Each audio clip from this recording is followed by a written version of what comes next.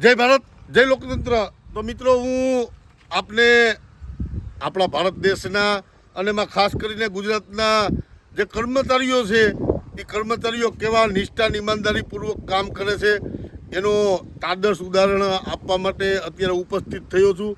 હાલ હું અત્યારે જે જગ્યા ઉપર ઊભો છું એ સાસણ અને મેંદડા સ્ટેટ હાઈવેનું જે કામ ચાલી રહ્યું છે ત્યાં ઊભો છું. આપ જોઈ શકો છો, આ સરસ મજાનું પેચવર્ક કરવામાં આવ્યું છે. અહીંના સીઓ અને નાયબ કાર્યપાલક એન્જિનિયર જે આ કામ કેમેરામેનને કહે કે આ કામ બતાવે, આ કામગીરી ડાયરેક્ટ જેની જવાબદારી આવે છે. પણ તમને એ જણાવું કે આ પેચવર્ક ક્યારે કરવામાં આવ્યું. અડધો પુલ બની ગયો, ત્યારબાદ આપણે અરજી કરવામાં આવી 20/7/2026. આ અરજી મારા હાથમાં છે.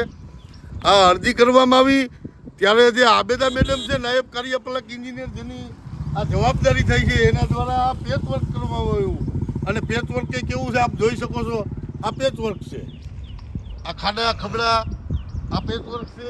અને અહીંના એમ કહેવાય છે કે પ્રજાના પૈસા આ કઈ રીતે વેડફે છે, ચાલો હું તમને બતાવું.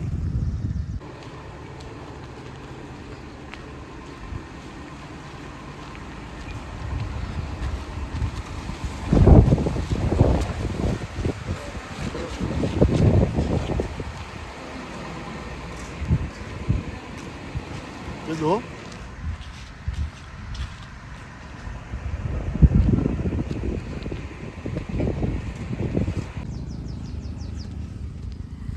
સ્ટાન્ડર્ડ ખિલાડી નથી, જો સ્ટાન્ડર્ડ ખિલાડી નથી.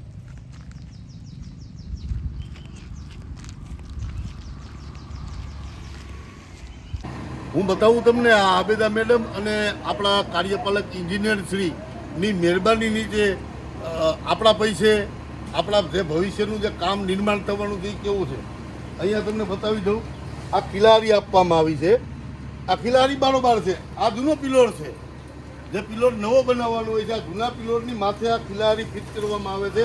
અને અહીંયા તમને રંગ રોગાન આપી દેવામાં આવશે. એટલે પ્રજાને એવું થશે કે આ તો નવું પુલ બન્યું છે. પણ ખરેખર વાસ્તવિકતા કંઈક જુદી જ છે મિત્રો. આ જૂનો પિલોર છે. જૂના પિલોરને કોઈ નુકસાની કરવામાં નથી આવી કે પાડી દેવામાં નથી આવ્યો, પરંતુ ફક્ત આની ઉપર જેમ આપણે એમ કહીએ કે કપડાં પહેરાવવામાં આવે એ કપડાં પહેરાવવામાં આવી રહ્યા છે. તો આપણે જોવાનું છે કે આ આબેદા મેડમ દ્વારા કેટલું સારી રીતે આ ભારત દેશના અને ખાસ કરીને ગુજરાતના નાગરિકોના પૈસા. અને હા, આ બાબતે અમે કાર્યપાલક એન્જિનિયરશ્રી જે જિલ્લા વડા છે, આરએમબીના જિલ્લા વડા છે, એ જિલ્લા વડાએ એવું કીધું કે આ અમારી જવાબદારીમાં નથી આવતું. તો હું તો સીધો આક્ષેપ કરું છું. તો મારો કહેવાનો મતલબ એ છે કે આ આપણે જોયું કેવી રીતના રંગરૂપ રોગાણ કરવામાં આવે છે. તો આબેદાબેનને તો કંઈક ફાયદો થતો થઈ છે, કારણ કે કોન્ટ્રાક્ટર છે. કોન્ટ્રાક્ટર એને એની કદાચ માસીના દીકરા હશે. પરંતુ આ જિલ્લાના જે વડા છે, આરએમબીના વડા જે કાર્યપાલક એન્જિનિયરશ્રી છે કરમટા સાહેબ, એને જાણ કરવામાં આવી તો પણ કહેવામાં આવ્યું કે તમે ફલાણી જગ્યાએ કરો. તો સાહેબ અમને એટલી તો ખબર પડે છે કે આમાંથી તમને પણ કંઈક લાભ થતો હશે. આ ચોખ્ખું છે. હવે જોવાનું રહ્યું આ વિડીયોના માધ્યમથી આપણે કરમટા સાહેબ પણ કેવા ઈમાનદારી નિષ્ઠાથી કામ કરે છે. આ એસઓ અને જે નાયબ કાર્યપાલક એન્જિનિયર છે એની વિરુદ્ધ શું કાર્યવાહી કરે છે. ચાલો હવે બીજો એક દાખલો બતાવું તમને. હમણાં તાજેતરમાં અને આ સાસણ મેંદડા હાઈવેમાં જેટલા આજુબાજુના ગ્રામ્યજનો છે, આજુબાજુના જે સહેલાણીઓ છે, જે રોજની અવર જવર જે કરે છે, એને પણ આપણે પૂછીશું અને એના પણ સોગંદનામા રજૂ કરીશું કે આ પુલ હતું કે નહોતું.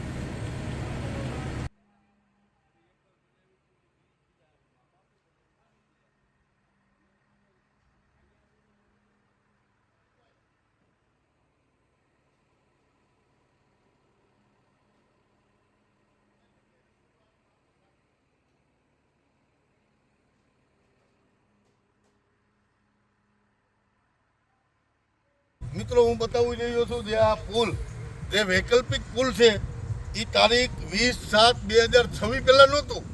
પણ આ અરજી ગઈ તો તાત્કાલિક રાતોરાત આ પુલ બની જવામાં. હવે તમે જ વિચાર કરો કે આબેદા મેડમ દ્વારા રાતોરાત આ જે પુલ તૈયાર કરવામાં આવ્યો હશે એ કેવું હશે. અને આની પહેલાં અહીંયા કેટલા એક્સિડન્ટો થયા છે, કેટલા અકસ્માતો થયા છે.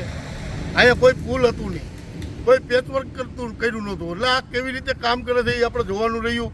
અને આના માટે નામદાર કોર્ટ સમક્ષ આ જેટલા પણ ભ્રષ્ટ કર્મચારી છે એને અમે લઈ જતા વાર નહીં લાગે. માટે જોડાયેલા રહેજો. અને તમારી આજુબાજુમાં આવા કોઈ ભ્રષ્ટાચાર હોય તો અમને જાણ કરો. જય ભારત, જય લોકતંત્ર.